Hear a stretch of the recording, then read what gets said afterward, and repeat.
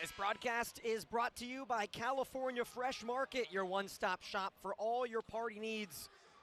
A proud supporter of Cal Poly Athletics, California Fresh Market, and Woz, right now, both teams balance. Cal Poly 6 different players with a point. Kobe Sanders leading the way with his 2 threes. Yeah, the shooting percentage is there as well. I've liked the majority of the attempts for the Mustangs at this point. Got to do a little bit better job late in the shot clock of deciphering where that defense is coming from. But right now, for the Mustangs to have this small lead and a shooting percentage above 50, both 3 and regular. Good start. Dakota LaFew as well has 6 points. Jalen Benjamin held with a donut right now. One of the leading scorers in the NEC last season.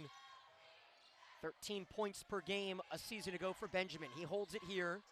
Tightly guarded by Sanders. 10 seconds to shoot for LaFew. There's a friendly bounce from the rim.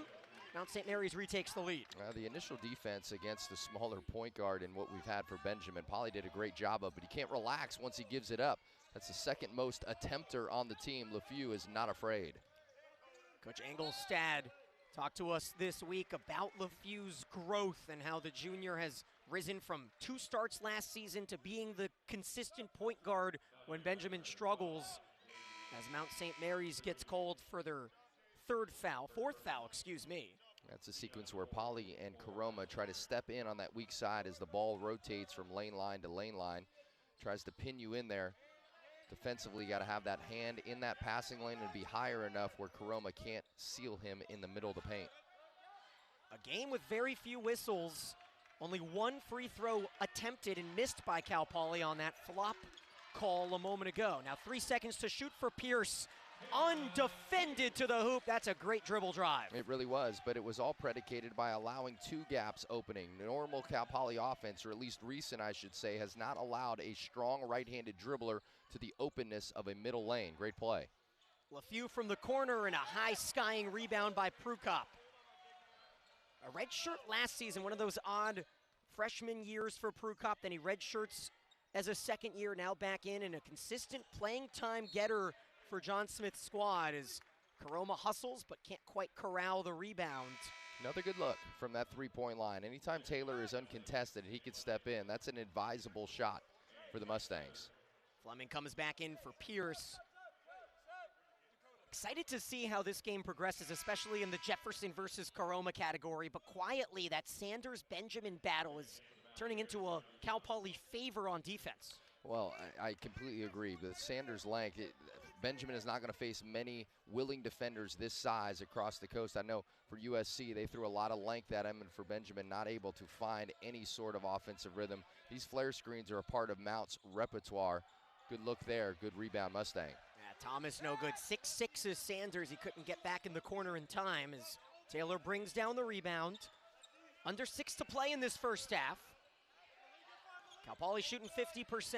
The Mount not too far under at 43. Ball gets stuck here. Hunter tries to draw contact, and he does. So Chance Hunter will find his way to the free throw line. 7 points per game last season for Cal Baptist.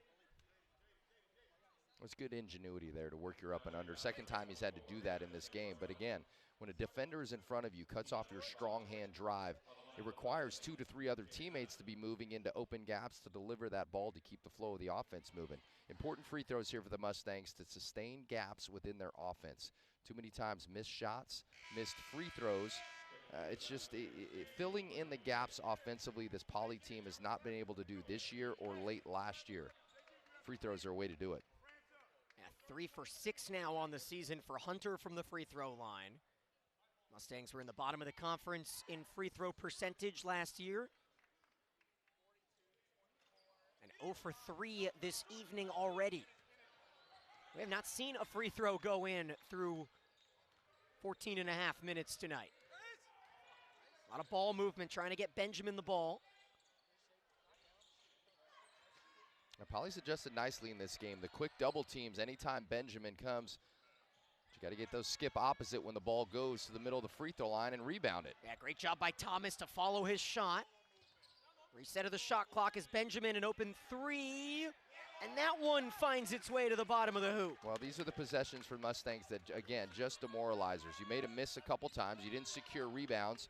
And when their best player gets an advantageous road roll. That's Benjamin's first basket of the game. We'll see if that gets him going. He was 3 for 20 on Friday at SC. Good slip here by Taylor, but again, passing and catching for this Stang. You can decipher what to do, but actually executing and making the play has been completely different for a Mustang team that just has too many turnovers.